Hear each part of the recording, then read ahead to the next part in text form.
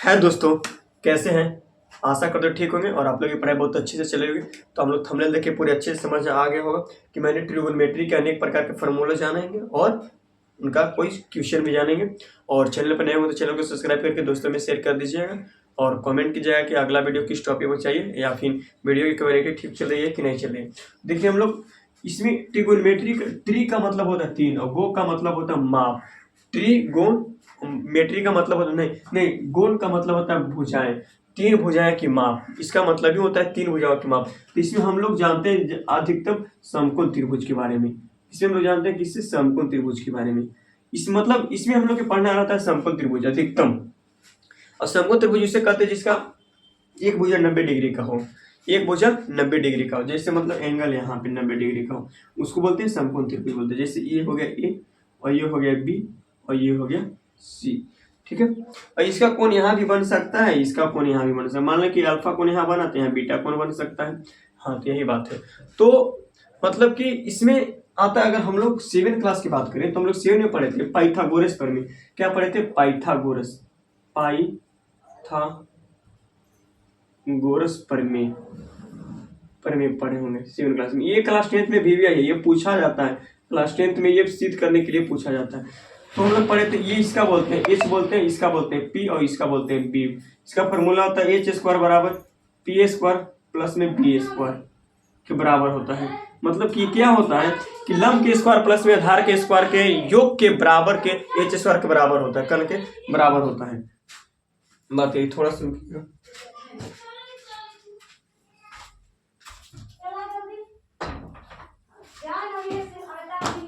ठीक है, हम लोग 7 क्लास में पढ़ते हैं। इसका हम अगर अगला वीडियो चाहिए तो इसका हम अगर सिद्ध करके भी बता देंगे कि कैसे सिद्ध होता है और पूछा जाता है क्लास में भी है। तो यही होता है, इसका फॉर्मूला होता है। मतलब जैसे में इसका वैल्यू अगर 5 दिया हुआ, इसका वैल्यू अगर 4 दिया हुआ तो इसका वैल्यू पूछे निकालेंगे तो इसका डायरेक्ट वैल्यू 3 हो जाएगा। मेरा पता है, आप लोग कैसे नहीं पता होगा तो बता दें। देखिए इस बराबर फॉर्मूला क्या होता है, पी स्क्वायर प्लस में बी स्क्वायर की और रूट अंदर स्क्वायर हटा तो रूट चला गया। जैसे मान लो इसके एच का मान लो कि इसका वैल्यू नहीं दिया हुआ, ठीक है।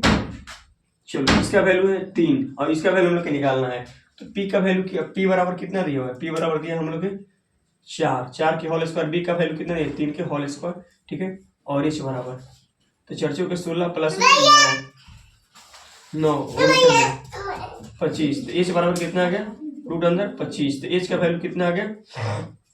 5 आ गया। तो यही हम लोग के 5 आ गया। मतलब कि हमने बोले कि ये दोनों के योग के जोड़ने के बाद योग के बराबर होता है और इसका वैल्यू आ जाता है 5। अब हम लोग जानेंगे इसका फार्मूला क्या होता है। इसमें 6 त्रिकोणमितीय फलन होते हैं। एक होता है साइन थीटा, एक होता है कोस थीटा, एक होता है टेन थीटा और एक होता है कोट थीटा और एक होता है सेक थीटा और एक होता है कोसेक थीटा। ये 6 त्रिकोणमितीय फलन होता है। 6 त्रिकोणमितीय फलन होता है, हो गया 6 3 और 3 6 हो गए। इसका फार्मूला होता है p बाई एच, इसका फार्मूला होता है b बाई एच, इसका फार्मूला होता है p बाई बी, इसका फार्मूला होता है b बाई पी, इसका फार्मूला होता है h बाई बी, इसका फार्मूला होता है h बाई पी, ठीक है। p क्या क्या बोलते हैं? तो p का बोलते हैं लंब, p का बोलते हैं लंब और इसके बोलते हैं कर्ण, हाइपोटेनस बोलते हैं। और b का बोलते हैं आधार। इसको लिख लीजिएगा या स्क्रीनशॉट कर लीजिएगा, यहाँ पे लिख देते हैं। p का बोलते हैं लंब, p का लंब बोलते हैं, h का बोलते हैं कर्ण, h का बोलते हैं कर्ण और फिर b का बोलते हैं आधार। इसको स्क्रीनशॉट कर लीजिए यहाँ तक। आप यहाँ तक स्क्रीनशॉट पहले कीजिए, कर लिए? चलिए ठीक है, कोई बात नहीं। अब इसको हम थोड़ा सा मिटाते हैं, मिटाने के बाद हम इसको आगे बताते हैं। इसका क्वेश्चन जानते हैं, कैसे क्वेश्चन पूछा जाता है बिहार बोर्ड में, देखिएगा।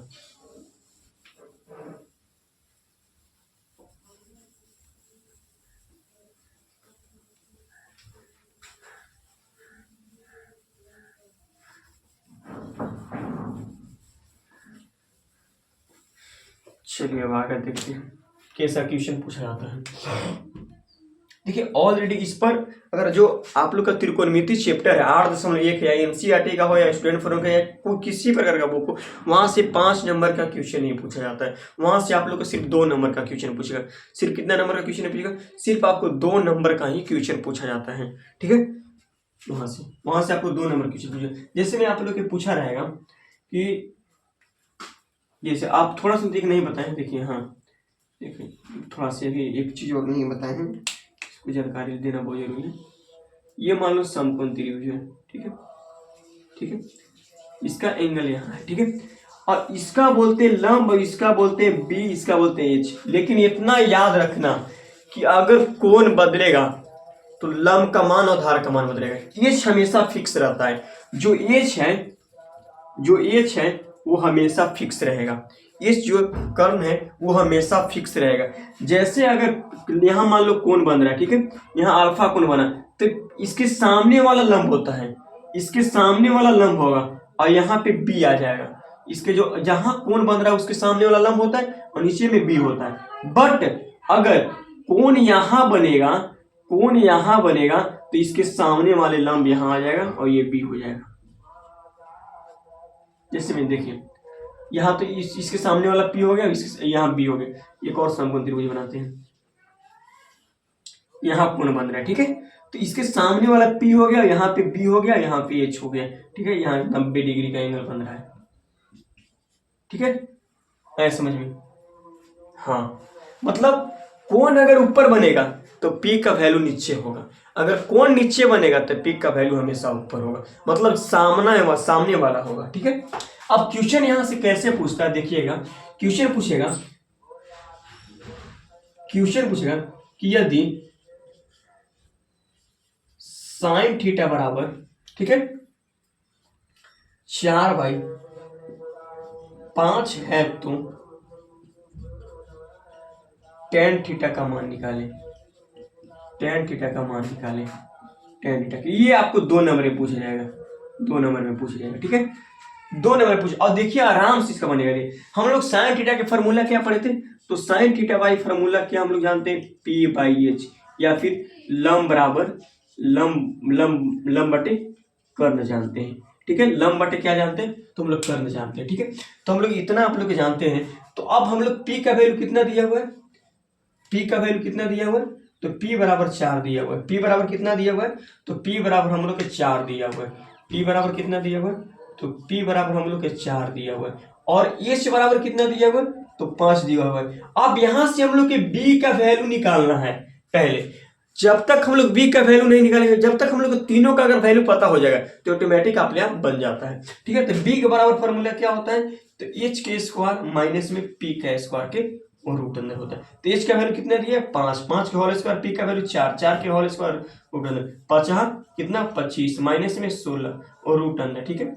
B बराबर तो 50 25 में से 9 कितना 16 के 9 और रूट अंदर, तो B बराबर कितना आ गया 3 आ गया, ठीक है, B बराबर 3। अब क्वेश्चन अकॉर्डिंग क्या कर रहा था हम लोग के, क्वेश्चन अकॉर्डिंग क्या कर रहा था कि tan थीटा का वैल्यू ज्ञात करने के लिए, किसका tan थीटा, तो tan थीटा का फॉर्मूला क्या होता है, P/B होता है, ठीक है। तो P का वैल्यू कितना आ गया, तो P का वैल्यू 4 और B का वैल्यू कितना है 3, तो यही आपको आंसर हो गया।